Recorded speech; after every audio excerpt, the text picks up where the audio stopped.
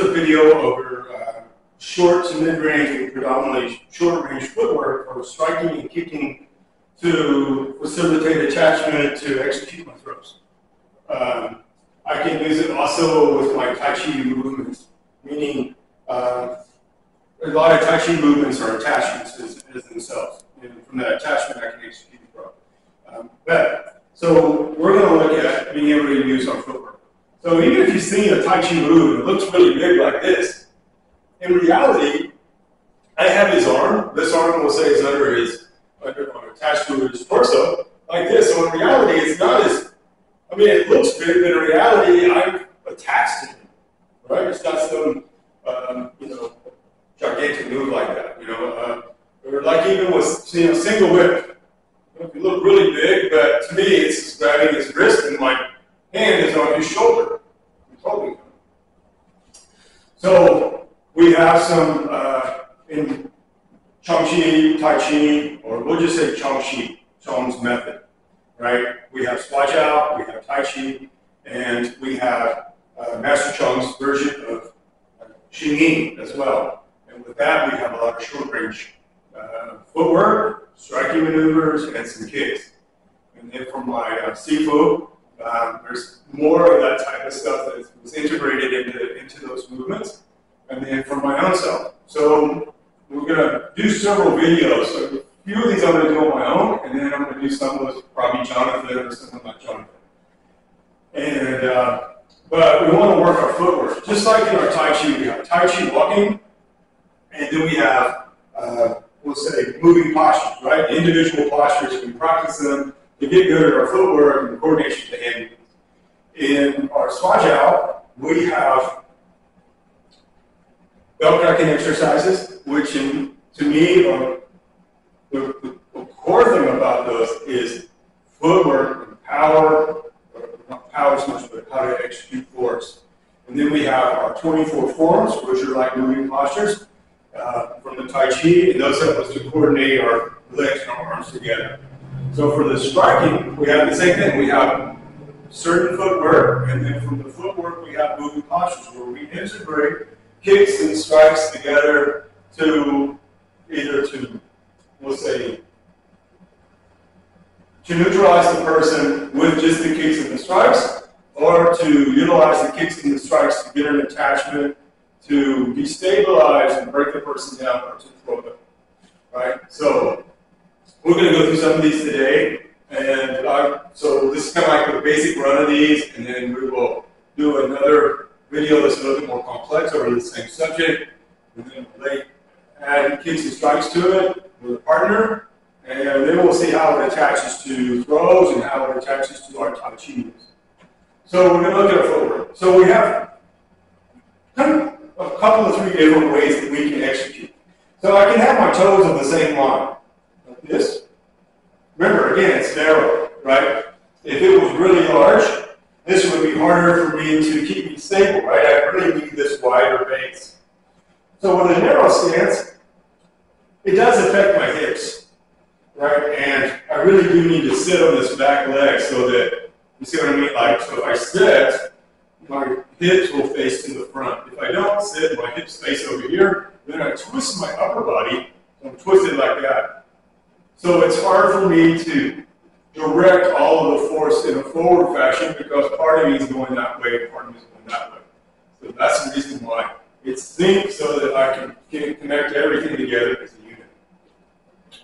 We also have where we're kind of off space, right? So kind of like my heel is on the inside of my arch, right? Instead of toe to toe now, this foot is further out. So when I turn, I have more mobility in my hips, and I can be more upright. I don't have to sit and sink as much to get my hips to face to the front in the direction that my hands are going. We also have using a monkey stance, which is kind of like this, right? It kind of looks like after a boxer has thrown a punch, right?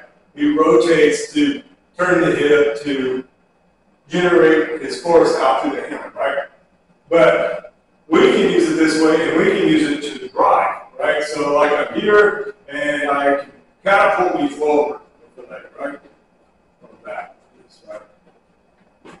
Depends on the situation. We're going to predominantly use just this toe to toe right now. And then as I make a couple more of these videos, I'll add more of it. So we're going to look at side to side, advancing, retreating, and switching. Those are the first four things. So side to side, what do I mean? So if I've got this left leg forward, and I want to move this way, right?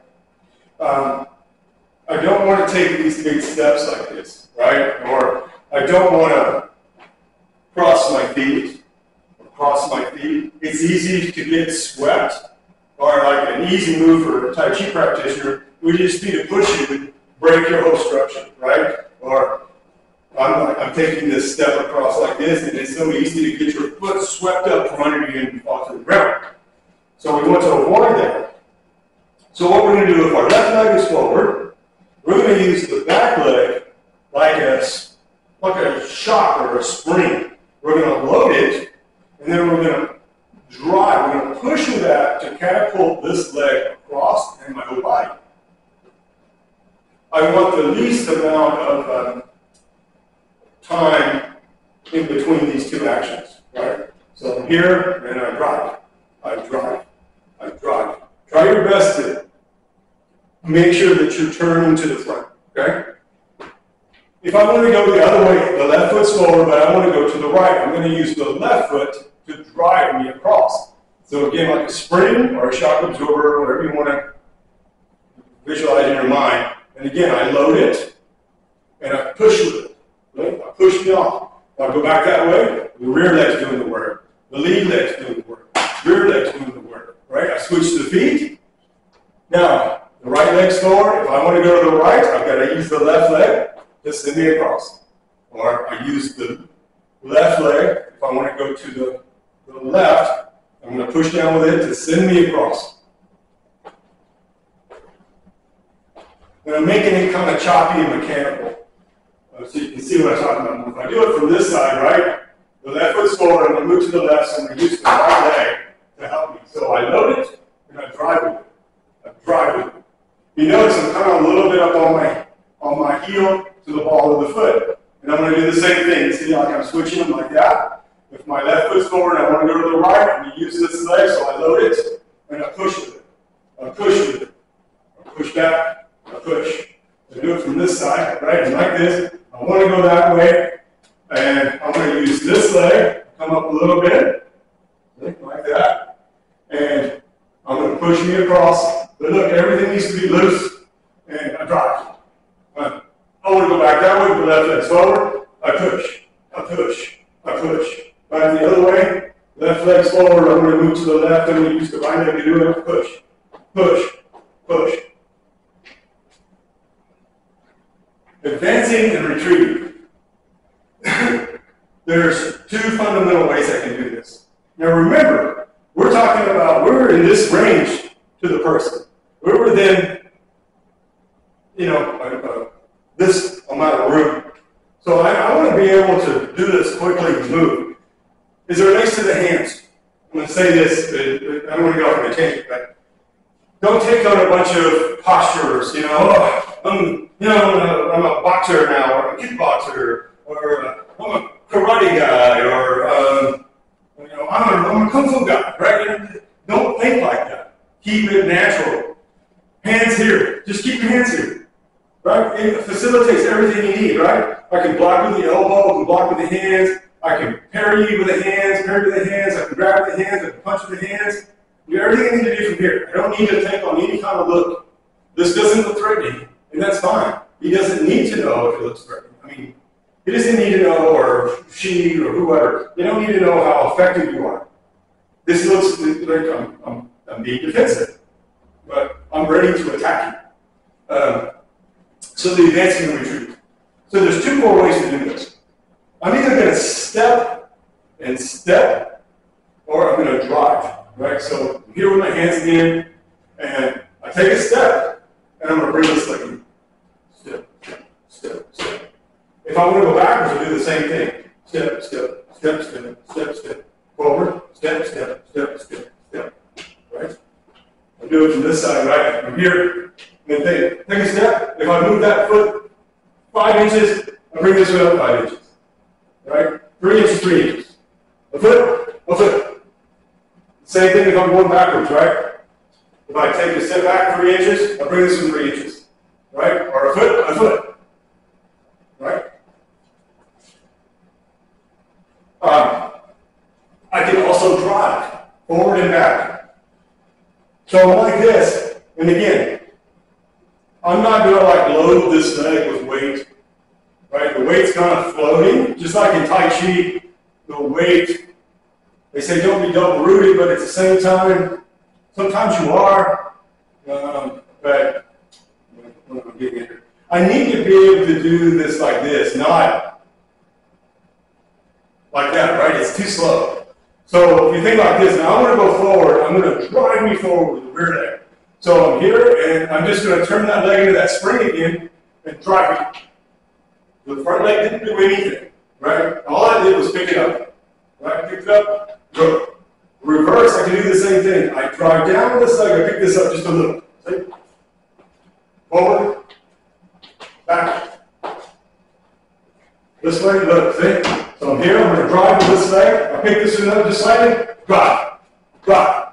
I want to go backwards, real fast. The guy's trying to hit you or something, I drive, send it back, right? Forward. Forward, back, back. Right? And if you think about it, side to side, forward, back.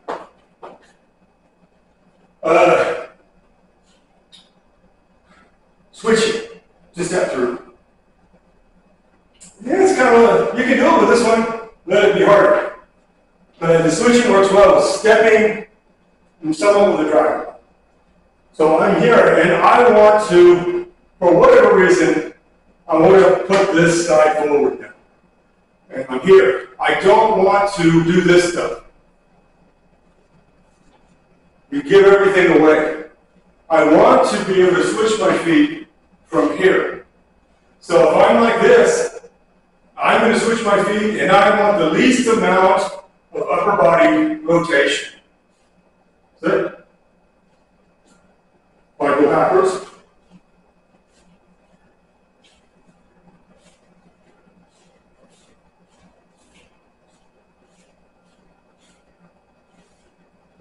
this way.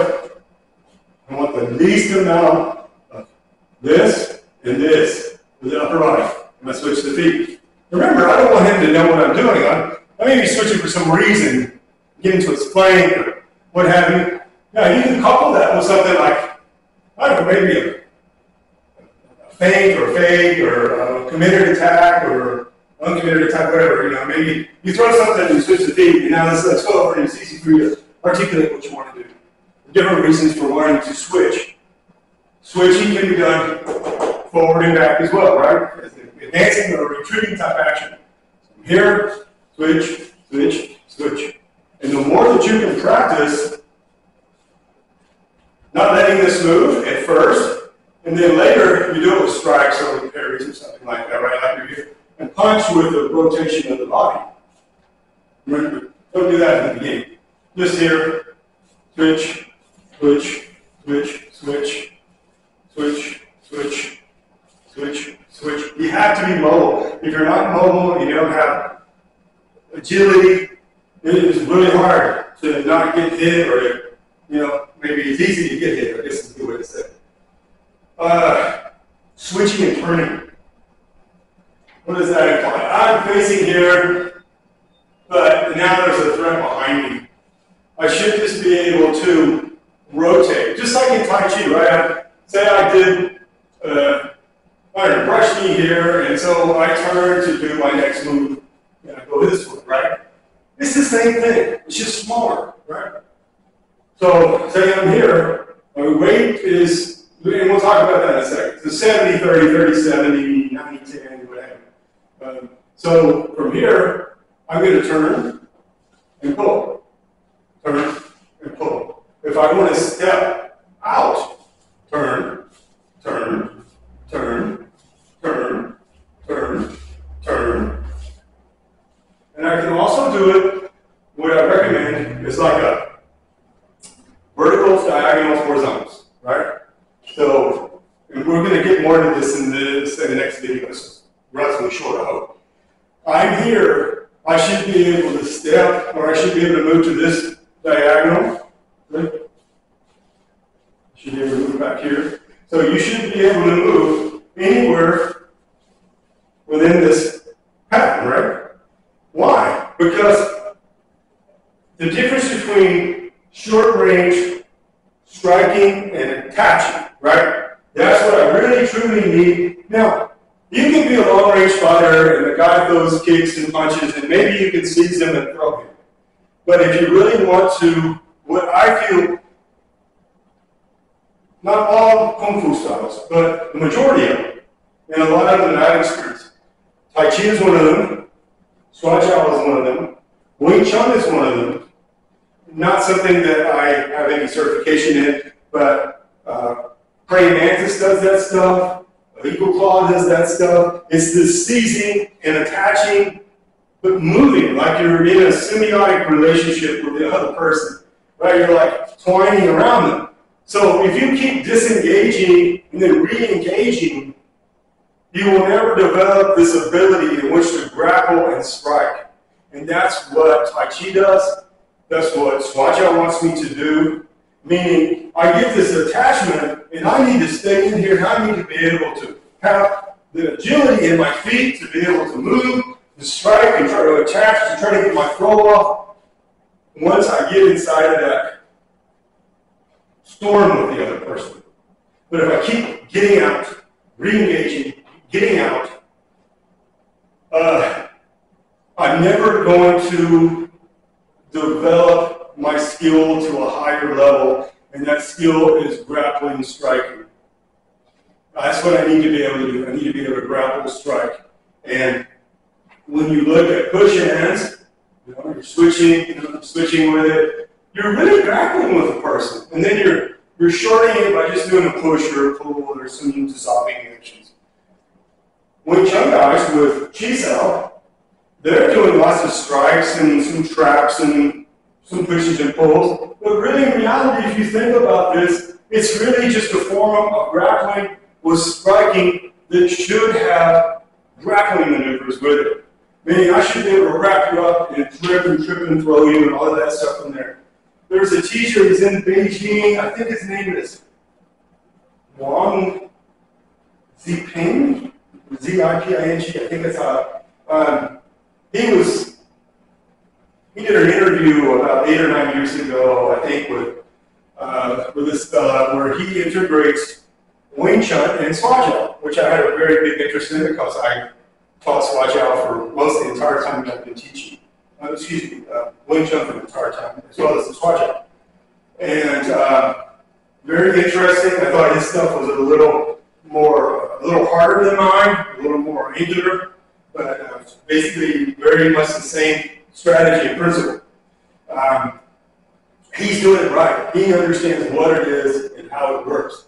Meaning he sees it as a striking grappling, whether it's the Swa Jiao is doing or the Wing Chun is doing. And if you can see that about some of these styles, they would be so much more successful.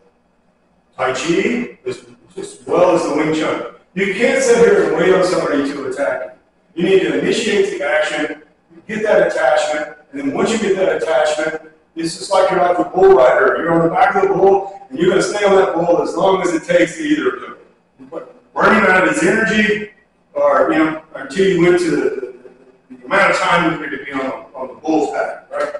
And the same thing. It's like grabbing a tiger by the tail, right? You get a hold of it, you better do something, or it's going to bite you.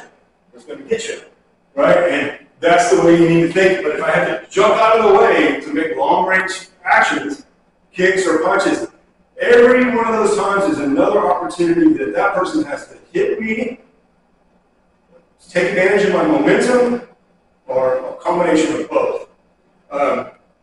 Other stances that we use like this monkey stance, and we use this cat stance. And then we have our 70-30, 70 on the rear, 30 on the front, and then we have 70 on the front and 30 on the rear. Well, more like in this situation, right? And we also have 50-50.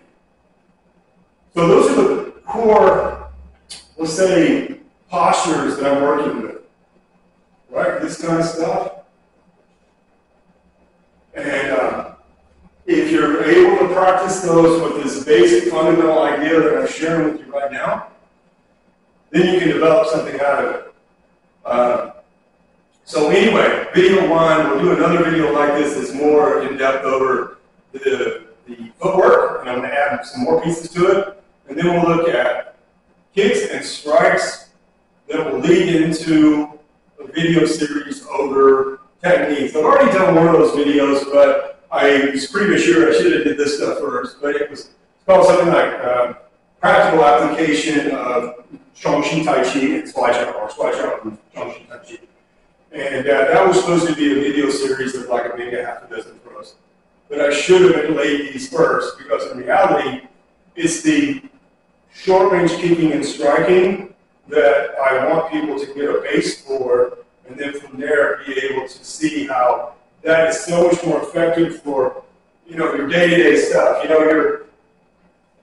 Not everybody is going to have this, the ability to do. I mean, I'll be 56 in a couple of months. I'm not really stretched out. I don't really stretch in that way. I do range of motion exercises. But to kick up here or to do, spinning kicks and be able to jump through and do all that stuff, you either have to be like really, really good at that stuff, and that's the small percentage of people. The average Joe or Jane needs to be able to pick the knee up high enough to be able to kick down into the person's legs, or to be able to throw out punches and be stable enough to support the body when they throw the punch, or if the person gets pushed or moved around, to be able to keep their footing. But big dynamic movements, whatever it is, the average person is not going to have enough. It's going to be hard for them to put enough time into to develop that stuff. It's not that it's easy to develop short-range kicks and punches, but the body, I can't say that. The body doesn't have to be to utilize extremes as much. And in the beginning, most people, when they come to martial arts, most of them don't last more than a few months, right? We all know that. If you've been in any classes for any length of time, see people come and go. And if they do a contract or something, they might keep you there. But what I'm getting at is I need things that are simple and effective enough for me to be able to start to get within the first few weeks of classes, right? Being able to kick down here, being able to throw the punch, and, like a right way to throw the punch without hurting the hand, or being able to do the kick without leaning back, but learning how to pick the leg up so I can kick the weight into the leg and forward, right? That stuff is much easier to learn than jumping spinning kicks, right? Or force sweeps and things like that. Now, you can work on those things to develop, the overall expansion of the person, but it would be better to spend your time in the beginning on things that are practical that you can potentially utilize in the short term. Even if you're not overly proficient at them, you would be much more proficient probably in doing a low front kick than a jumping front kick to the guy's head, right? Or you may be more effective at throwing a shin kick to his lower thigh or shin to the inside or outside than you would be at being here and being able to move, kick him in the head, right? If that makes sense. And in a lot of situations, if it's on the street, it doesn't mean that it's on the street and you've got hold of this room. It may be on a sidewalk, it may be in a parking lot, it may be in a convenience store, maybe in a fast food restaurant, who knows? But there may be a whole bunch of stuff around you is what I'm getting at. So short range stuff, short to mid range, is very effective.